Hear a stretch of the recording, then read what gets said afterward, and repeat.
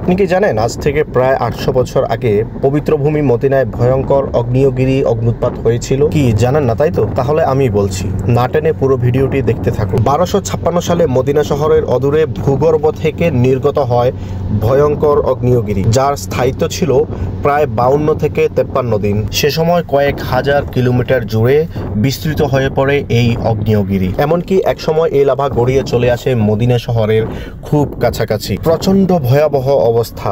জমিনে ভূমিকম্পের বিকট আওয়াজ। একবার ভূমিকম্পে জমিনের প্রায় ২০ মিটার গভীর পর্যন্ত ফেটে যায়, যার সাক্ষী হয়ে দাঁড়িয়ে আছে আমি এখন যে স্থানে দাঁড়িয়ে আছি, এই কালো পাথরের মরুভূমিটি। যখন এই লাভা মদিনার ৮ কিলোমিটার কাছাকাছি পৌঁছে যায়, মদিনাবাসীরা মসজিদে নববীতে তওবা করার ঘোষণা দেয়। ভয়ে সব মানুষ আল্লাহর কাছে দোয়া এবং রোনাজারি শুরু করে দেন। কারণ নবী সাল্লাল্লাহু আলাইহি ওয়াসাল্লাম ইরশাদ করেন, কিয়ামত ততদিন পর্যন্ত আসবে না যতদিন পর্যন্ত হিজাজের ভূমি থেকে আগ্নেয়গিরি উৎপত্তি হবে না। অবশেষে আল্লাহর অশেষ রহমতে এই পবিত্র শহর রক্ষা পায় সেই ভয়ানক অগ্নুৎপাত থেকে। এখানে একসময় দাঁড়িয়ে ছিল বড় বড় পাথরের পাহাড়, আজ সেগুলো জ্বলে গিয়ে পরিণত হয়েছে আগ্নেয় পাথরে। এখন আমার চারপাশে যা দেখছেন সবই কালো পাথর।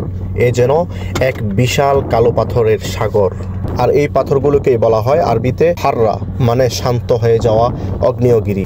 আর এই এলাকার এক বিশেষ নাম হলো ওয়াকিম। হাররা এবং এই ওয়াকিম দুটো মিলেই এই এলাকার বর্তমান নাম হয়েছে হাররা ওয়াকিম, যা মদিনা থেকে প্রায় ২০ কিলোমিটার পূর্ব দিকে অবস্থিত।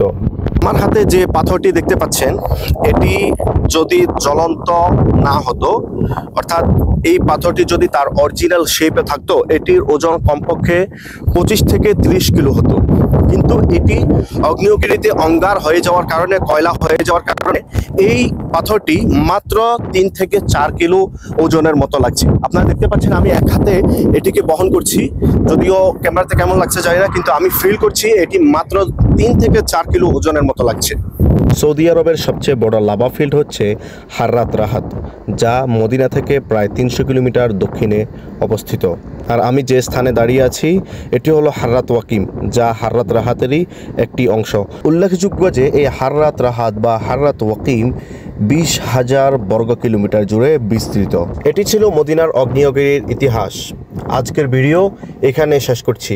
ইনশাআল্লাহ দেখা হবে পরবর্তী ভিডিওতে অন্য কোনো ইতিহাস নিয়ে। এমন ঐতিহাসিক ভিডিওগুলো দেখতে ফলো দিয়ে সঙ্গে থাকুন। আল্লাহ হাফিজ।